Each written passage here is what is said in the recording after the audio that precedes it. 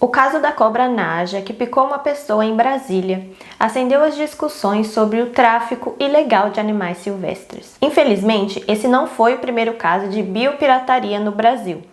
Isso já vem acontecendo há muitos anos no Brasil e remonta aos tempos da colonização. Casos de biopirataria têm muita relação com a biodiversidade do local. E no caso, o Brasil tem a maior diversidade do mundo. Assistindo esse vídeo até o fim, você vai saber o que é biodiversidade, por que o Brasil tem tanta biodiversidade e o que isso tem a ver com o tráfico de animais de vida silvestres. E também o que podemos fazer para proteger a nossa biodiversidade. Então, assista o vídeo até o fim e fique sabendo tudo isso. Para quem ainda não me conhece, meu nome é Marcela, eu sou gestora ambiental formada pela Universidade de São Paulo e mestra em ciência ambiental pela Universidade de Linköping, daqui da Suécia, país em que eu resido atualmente e trabalho como especialista em sustentabilidade. Imagine um país que tem em seu território 20% de todas as espécies do nosso planeta. Um país que ocupa quase metade de um continente inteiro. E o que sabemos até hoje que são 28 mil espécies que existem somente nesse país. Pois é, esse país, estou falando do nosso Brasil. Ele tem tudo isso e muito mais que você vai descobrir nesse vídeo. Já deixa o seu like no vídeo porque isso faz com que o vídeo atinja mais e mais pessoas. Biodiversidade é a contração em uma palavra do termo diversidade biológica, que diz respeito às várias formas de vida no nosso planeta Terra. Isso inclui todos os organismos que fazem parte de um ecossistema, desde os micro-organismos, passando pelas plantas até os animais. A biodiversidade é dividida em 3 níveis: diversidade de espécies, diversidade genética e diversidade de ecossistemas. A diversidade de espécies diz respeito ao número de espécies diferentes em um local. Mas quando é que temos mais ou menos diversidade de espécies? No exemplo, você está vendo aí na tela, existem 2 comunidades, A e B. As comunidades A e B têm o mesmo número de espécies, ou seja, existem as mesmas 5 espécies nessas 2 comunidades. Mas a comunidade da letra B tem essas 5 espécies divididas de um modo mais variado. Por exemplo, você dá 2 passos nessa floresta e já consegue ver quase todas as 5 espécies representadas lá. Então, dizemos que essa comunidade B tem uma maior diversidade de espécies. A comunidade A, como você pode ver, tem as mesmas 5 espécies, mas o pinheirinho menorzinho está dominando, né, o espaço dessa área. Então dizemos que ele tem uma menor diversidade de espécies, mesmo tendo as mesmas 5 espécies que tem na comunidade B. As 2 comunidades, A e B, têm diversidade de espécies, mas uma tem mais do que a outra. Diversidade genética é a medida da quantidade de variação nos genes, ou seja, nas sequências de DNA. Isso pode ser entre diferentes espécies e entre indivíduos da mesma espécie. É o que nos torna, né, basicamente diferentes, eu e você, geneticamente e fisicamente. Então, a diversidade genética. Quanto mais variações nesses genes, né, das sequências do DNA, maior será a diversidade genética daquela espécie. Uma curiosidade é que a espécie humana, né, a nossa espécie, tem uma baixa variabilidade genética. Então, nós não somos tão diversos assim geneticamente quanto a gente pensa. Na verdade, a gente tem uma pouca porcentagem de diferença genética entre si. E o último nível em que a biodiversidade é dividida é a diversidade de ecossistemas. Ecossistemas são um conjunto de organismos vivos em seus ambientes físicos e químicos. Então, diversidade de ecossistemas é a variedade de habitats, né, o lugar onde esses organismos habitam, a variedade de espécies e processos dentro desses ecossistemas. E é também a diversidade que se encontra entre diferentes ecossistemas, como por exemplo, florestas, montanhas, manguezais, áreas de uso agrícola. Antes de continuar, Tá gostando desse vídeo? Então se inscreva no canal se você ainda não é inscrito para receber mais vídeos. Tá, agora que a gente sabe o que é biodiversidade, né, todos os níveis da biodiversidade, o porquê que o Brasil tem tanta diversidade, tem tanta biodiversidade. O Brasil, como eu disse no começo, ele ocupa quase metade, né, do território americano. E por conta disso, nós temos várias regiões, várias zonas climáticas diferentes entre si, o que faz com que o Brasil tenha vários tipos de ecossistemas terrestres e marinhos em seu território. Desde lá das florestas úmidas da Amazônia, né, da floresta amazônica, até savanas que nós temos no Cerrado. Um país só ter tudo isso entre muito mais coisas, então essa variação faz com que nós tenhamos muita espécie, muitos tipos de espécies. E no ambiente marinho nós temos desde recife de corais até dunas. É como se nós tivéssemos um exemplar de cada tipo de ecossistema do planeta em um único país. É claro que existem muito mais tipos de ecossistemas, mas o Brasil tem muitos exemplares desses ecossistemas que estão aí espalhados pelo planeta Terra. E agora que você sabe quais são os 3 níveis da biodiversidade, o Brasil tem grande diversidade nesses 3 níveis. Grande diversidade de espécies, grande diversidade genética e grande diversidade de ecossistemas. Então, por isso que é o país com a maior biodiversidade do planeta Terra. Tá gostando do vídeo? Então deixa aí nos comentários se você estiver gostando do vídeo, o que você tá achando desse vídeo e ao fim do vídeo também o que você achou do vídeo. Deixa tudo nos comentários que eu quero saber. E como ainda não vivemos em um mundo, né, perfeito, em que todas as formas de vida são respeitadas e cuidadas, ainda temos esse problema de tráfico ilegal de vidas silvestres. E também conhecimentos de nativos, né, conhecimentos tradicionais que são muitas vezes roubados e eles não recebem nada em troca. Isso é chamado de biopirataria. A biopirataria é a exploração, manipulação e apropriação ilegal de espécies da fauna e da flora, do seu material genético e dos conhecimentos das populações nativas do local sem permissão dada pelo país que detém esses bens. Essa, infelizmente, é a terceira atividade ilegal que movimenta mais dinheiro no mundo. Só fica atrás do tráfico de drogas e tráfico de armas.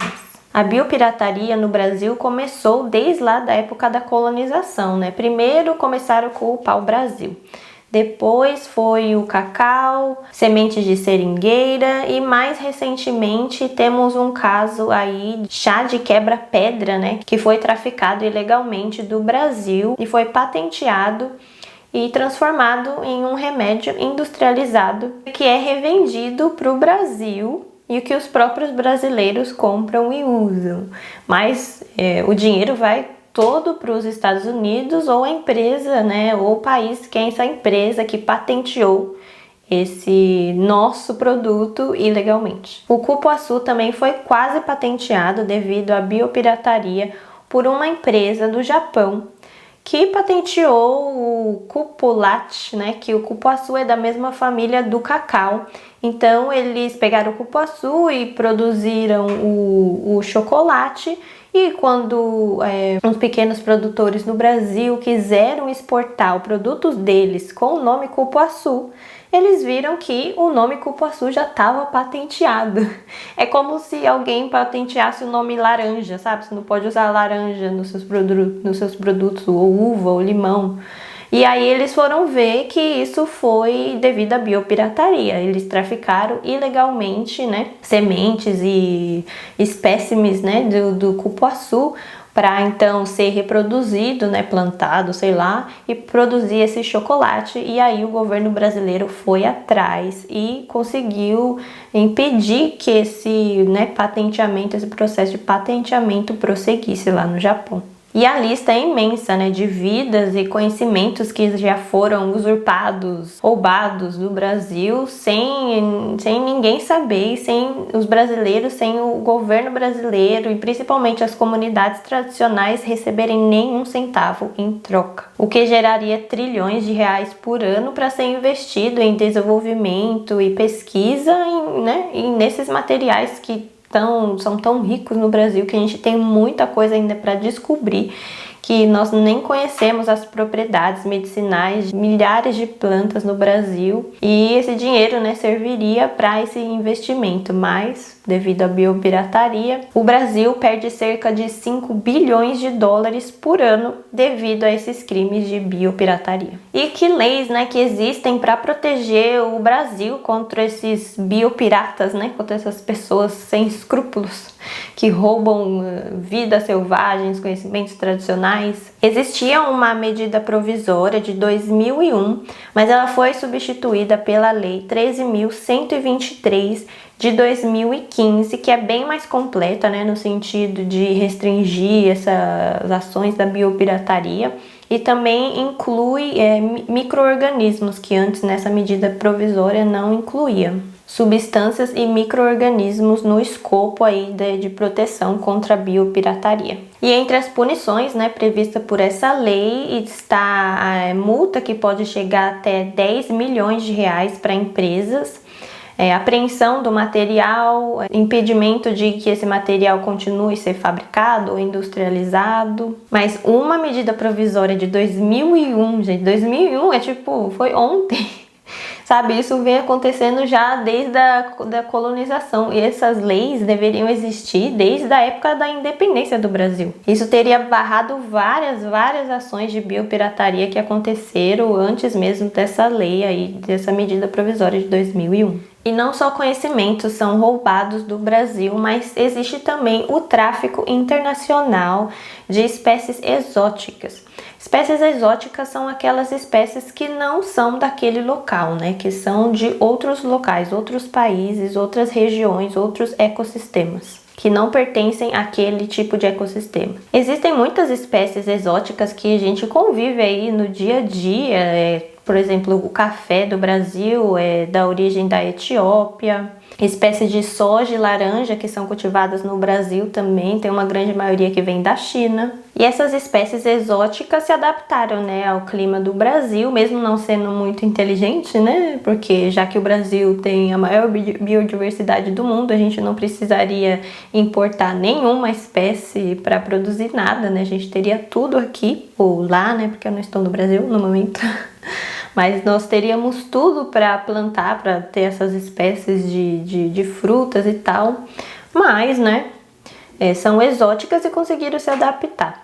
No entanto, o problema se dá quando essas espécies exóticas se tornam invasoras. Espécies invasoras, elas causam danos aos ecossistemas no qual ela foi trazida, né? Elas podem começar a competir com outras espécies nativas, né, e se alimentar das outras espécies nativas, reduzindo significativamente o número dessas espécies nativas, e também por elas não terem predadores naturais, elas vão se reproduzindo e pode chegar a se tornar uma praga. Isso é a segunda causa de perda de biodiversidade no mundo, só perde para as ações de desmatamento, né? E além disso, a inserção dessas espécies exóticas que podem vir a ser invasoras pode abrir muitas brechas para a disseminação de doenças como vírus. Um exemplo de espécie exótica que virou invasora, você já ouviu falar da maré vermelha? Então, essa maré vermelha é causada pela água de lastro trazida nos navios que percorrem o mundo todo, né, transportando aí as mercadorias. A água de lastro é usada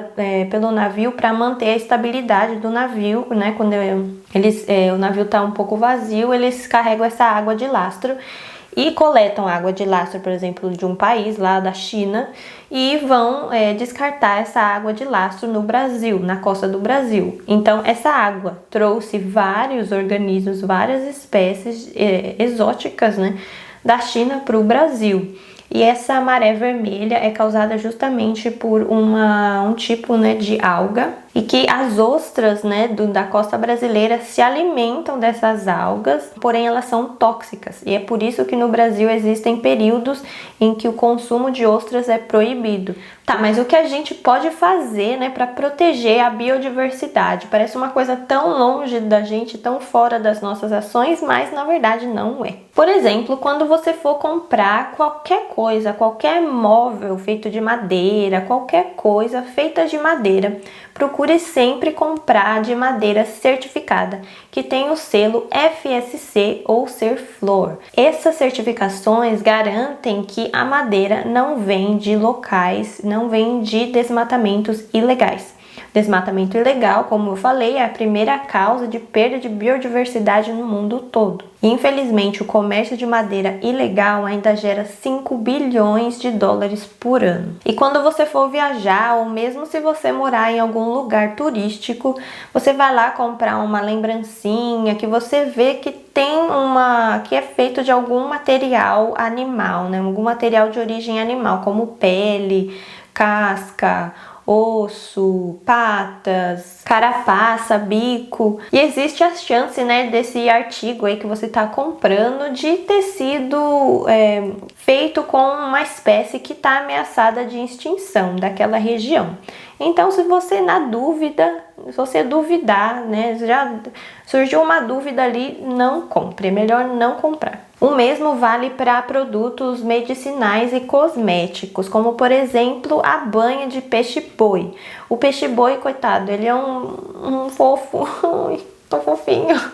E ele é super vulnerável, ele é uma espécie da região da Amazônia e por ele ser tão dócil assim, ele é vítima de caça ilegal. E tem essa banha aí de peixe-boi que as pessoas compram, eu já vi até vendendo no trem, sabe? Ai, gente, não compre isso, porque o peixe-boi está na lista das espécies ameaçadas de extinção. E o último exemplo de como você pode proteger a biodiversidade do Brasil é compartilhando esse vídeo com o maior número de pessoas possível. Conhecimento é poder e ninguém pode tirar isso de você. Passe esse conhecimento também para outras pessoas. Escreva nos comentários o que você achou desse vídeo e até o próximo. Tchau! Eu não preciso gritar, mas eu posso falar no meu tom de fala normal. Esse é o meu tom de fala normal, gente. Antes eu gritava muito.